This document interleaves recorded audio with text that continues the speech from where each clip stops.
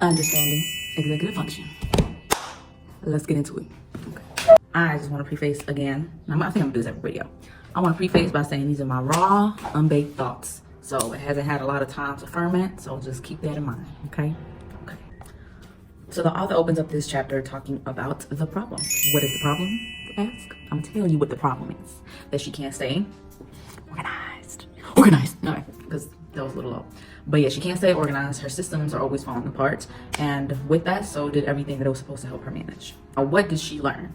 To be organized means to have some kind of control over her life.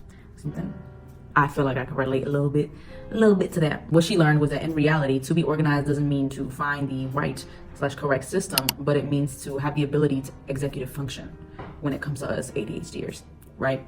So I guess the question, the elephant in the room is, what is executive function? Right? So executive function, aka EF, is a set of top-down cognitive processes that help us self-regulate so we can effectively plan, prioritize, and sustain effort towards long-term goals. Okay? So something to notate, executive function is basically the CEO of the brain, as she explains, right? It originates in the prefrontal cortex. I'm assuming that's the area right here. I don't know. I should probably, maybe I'll put a picture of a skull and an arrow or something. We'll see something there. Okay. And this is something that I remember reading briefly on before, where when it comes to like the prefrontal cortex, because people love using that term all the time. Prefrontal cortex is prefrontal cortex, that blah, blah, blah, blah, prefrontal cortex, right? And she mentions how for most people, it develops by age 25, right? Now, side tangent, I remember I've read before where they've said, or at least something that what I learned growing up was that the prefrontal cortex is nice and baked by age 25. I learned that same thing. But something that I recently, I think it was some weeks ago, was reading on is the fact that, like, albeit a lot of sources have said that it develops by age 25, that's not in fact the case for every goddamn buddy. That it actually can develop anywhere between the ages of 18 to 30. 18 to 30. So it's actually possible for someone to fully develop their prefrontal cortex by the age of 19. And at the same time, it's also possible for somebody to develop their prefrontal cortex at the age of 29. So it's like, it's quite a large range. And that's a reason I feel like that a lot of people that, you can come across an 18-year-old and a 29-year-old, and they're at way different levels of maturity, where the 18-year-old could be completely, mature, whereas the 29-year-old is not there yet. And that is the reason why, because we don't all develop a full prefrontal cortex at the same exact age. So y'all can go ahead and do your own research, fact check, whatever. That's something I read, and actually makes more sense, because I feel like not all of us are definitely there. You know what I'm saying? Not all of us get there at the same time, for different reasons. One of the reasons being ADHD, right? So fun fact, with ADHD, executive function is actually delayed up to 30%, meaning the example she gave in the book is where you might meet an 18-year-old with ADHD who has what would be like the neurotypical, or the typical development of the prefrontal cortex would be that of because it's based off of a neurotypical brain, right? They base these measurements and stuff off of neurotypical brains. And so where an 18-year-old should be developed in their prefrontal cortex, someone with ADHD could be so far delayed up to the point where they have the same prefrontal cortex development as a 12-year-old, right?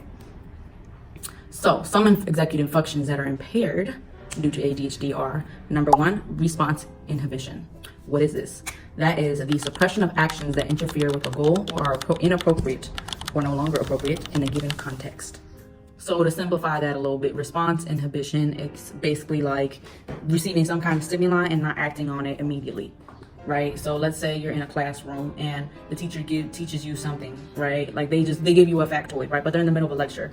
Response inhibition is basically the ability to receive that information, jot it down, and then wait at the end of the class, right? At the end of the lecture to ask the question about it. Now, when you have an impaired response inhibition, right, as an ADHD, this results in the person blurting out in the middle class, even though the teacher said, hey, all questions at the end, but they're impaired with their response inhibition. So they just blurt it out right there and then in the middle, right? So that's like an example of it. And so the next executive function that's impaired is working memory. What is working memory? Our ability to temporarily hold information in our mind, manipulate it, and produce a response or action. To simplify, working memory, for example, can be, like she mentioned loosely, the example of, let's say you're cooking dinner, right? And you're cooking a recipe that you saw earlier. And so working memory, now you gotta, okay, let me remember what exact ingredients I had. I need for the recipe, go take them out the fridge, hold them in my hand, go take it to the counter, sort it out, and then I'll go step by step from the recipe I read earlier and do it like that, right? So working memory is your ability to basically receive and retain and then action out information. Oh, that's a good example, Tad. Or that's a good way of putting it, Tad. That's a good way of putting it. I like that. I did that. But yeah, when you have an impairment in that can result in getting a bit overwhelmed and not being able to do all those steps, not being able to remember all those steps. It ends up being a situation where you end up losing some ingredients, some things, and you can't remember how to do a goddamn thing, right? So the next one is set shifting. What is set shifting? Our ability to switch between tasks that have different cognitive demands. So as an example, that's like having a conversation with somebody and going from being the person speaking in the conversation to the person listening, right? You're switching tasks, right? Or it could also be just another word for like multitasking, right? Switching between tasks, right? Shifting between tasks, which is something that, you know, your girl definitely struggled with. And I think I gave a good example of that in the last video with my slight bartending fiasco, right? So you learned that there are hot and cool executive function systems, right? What is that? What is that? So hot executive function systems refers to effective and motivational processes, which kicks in when emotions and stakes are high. And the cool executive function system refers to the cognitive processes such as what we mentioned earlier, the response inhibition, the working memory, the set shifting, right? And that kicks in when the stakes are low, not in the heat of the moment, right? Now, one way to look at it is that when it comes to ADHD, okay. When it comes to the hot EF, right? Hot executive function. We following? Okay, cool. When it comes to the hot EF, that can lead to impulsive decisions versus the cool EF can lead to the logical decisions, right? So one's more impulsive, one's more logical. Systems that lead to those two routes. Now, something to notate, all humans have a hot and a cool EF system. The only thing that makes it different is that it can be a little harder to control in ADHD brains, right? I think we all know people who, you know, have a tendency to, you know, be impulsive or have made impulsive decisions that don't have ADHD, right? I know a few people. And side note, you know, there's times where I wonder whether certain challenges I've had or I do have in my life are due to the ADHD or to like something else, right? Or if it's a combination of both, right? Because I know I've got other issues running amok, right? And something else I want to mention, and I think I mentioned in the last videos, is that one of the big things and something that they actually end up having a whole chart for is just the system of overwhelm when it comes to ADHD. That's a big one for me. It's definitely a big one for me, right? I wouldn't say I follow her chart completely linearly like that, but or circular, because it's a circle chart. So these are all the things that she's learned, right? So now we're heading on to the next part, which is the toolbox. The toolbox. Now she's got 4 tools in the toolbox that she's acquired, right? What are these 4 tools in the toolbox? Number 1 is have less stuff to manage. Number 2 is accommodate yourself. Number 3 is account for the ADHD tasks. And number 4 is build what works for you, right? And I'm gonna go ahead and mention, you know, what part, because she has like different parts of each tool, right? And I'm gonna go ahead and mention what part of each tool I am currently using or I want to use or want to employ in my day-to-day, right? So when it comes to the first tool, one of the things I feel like I've definitely practiced is practicing minimalism, right? And I'll say for me, in my life, I mean, there's been times where I haven't had the choice whether to practice minimalism or not. It's just, that's called struggle, honey, okay? But I will say that for me, I enjoy not having too much stuff, right? And I feel like when it comes to practicing, honestly, I feel like I get overwhelmed when there's too much of things. Like, why do I have, you know, like 40 different dresses or 40 different pairs of shoes? That shit, I wouldn't, you know what I'm saying? I would probably struggle every day just to pick out what kind of shoes to wear.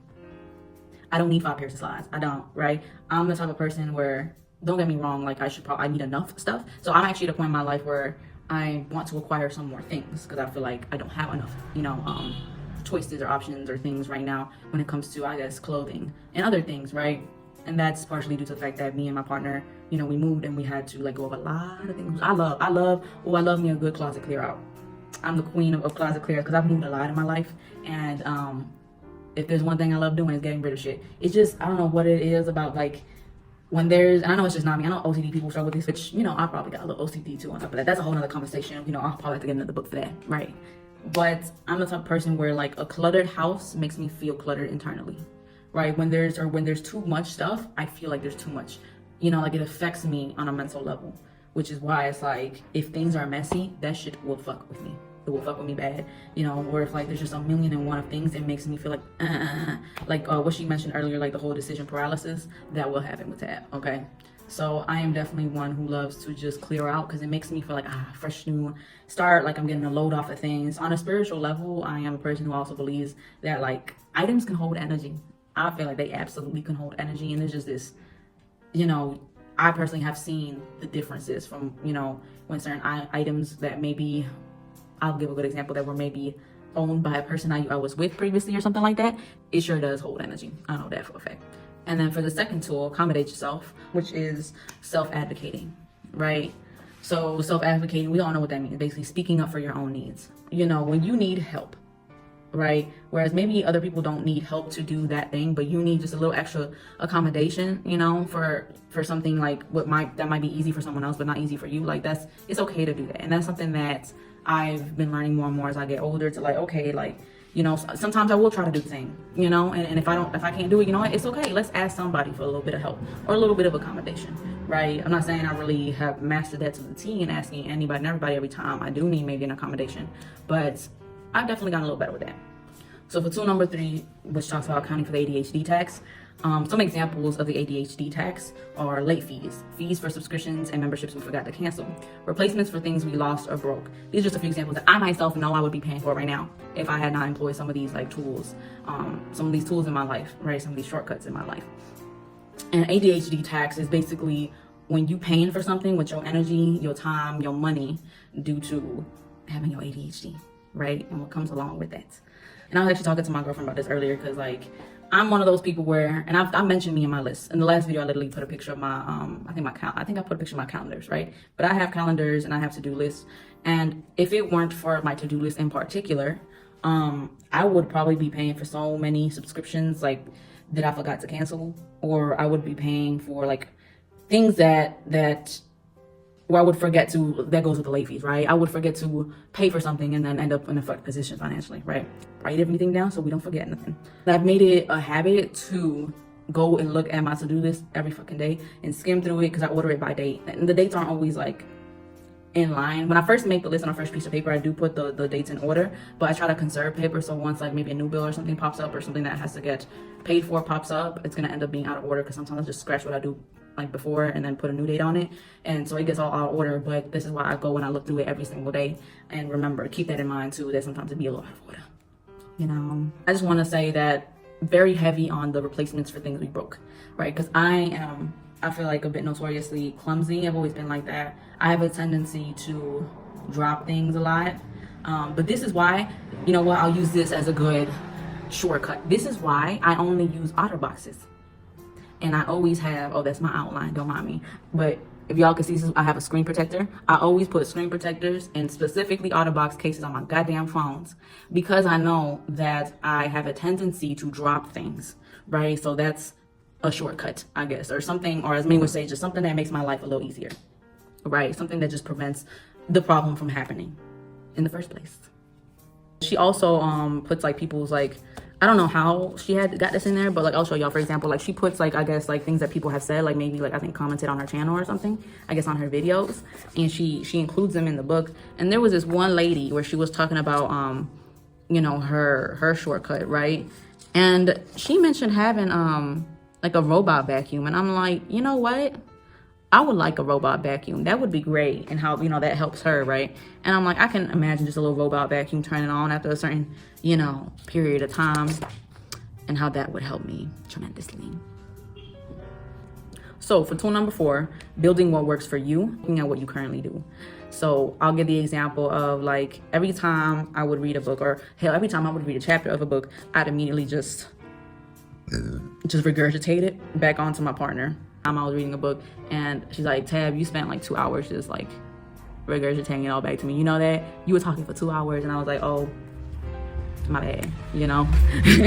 And so that's one of those things that I'm like, I literally put it in my YouTube bio that I made this channel, or I decided to turn the channel into like a Booktube, because of the fact that I kept doing that. And I'm like, okay, let me regurgitate it somewhere else that's more conducive. And I'm like, oh, YouTube, right? Let me go ahead and share this with other people who you know, are looking to hear these regurgitations of mine. And so here we are. I built what works for me. Look at me. I did something with it, right? To finish off the chapter, she says a couple of things that stuck with me. One of them, that the deficits don't go away even if some of the impairments do.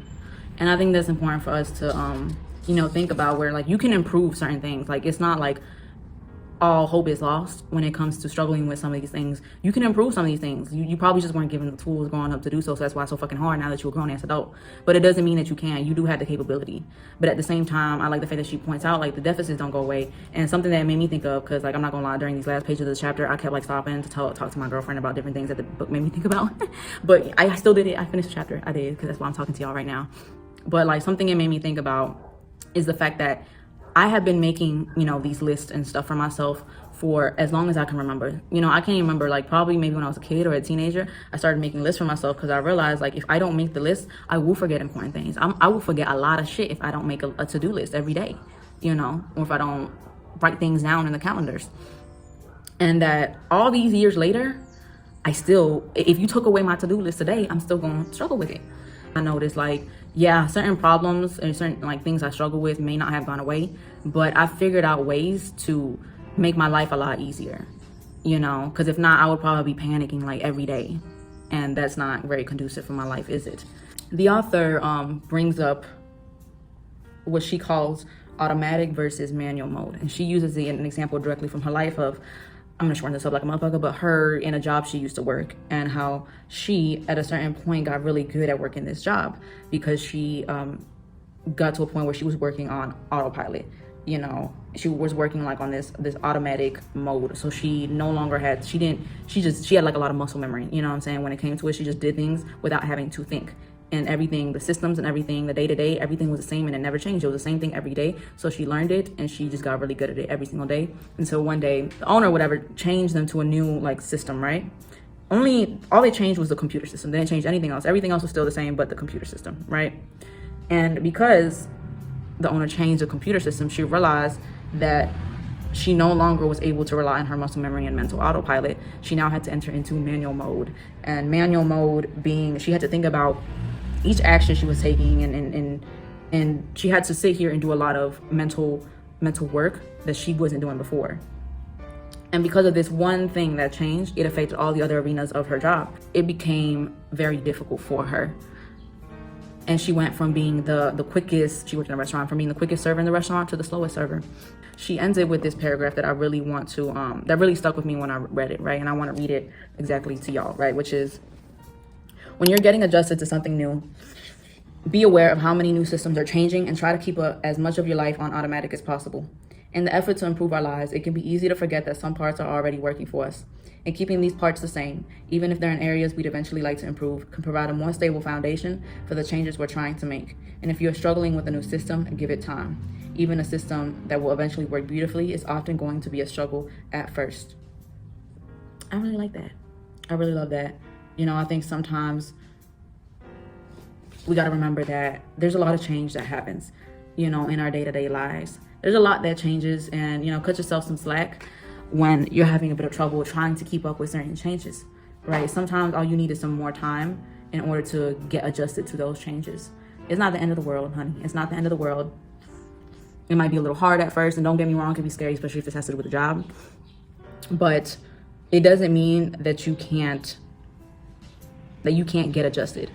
It doesn't mean that with time it won't, you know, become automatic for you. But yeah, that is it. That is all. That is understanding how to executive function. So y'all don't forget to go and grab a copy yourself of her book, the author Jessica McCabe, How to ADHD. This is a great book. Get it yourself. You know, come and follow along if you want, or read it all in one day if you want. And make sure to go interact with her YouTube channel and go watch her videos so you can get further insight, because at the end of the day, I'm just, you know, recapping some of these things here. And I will see y'all next time, wormlings.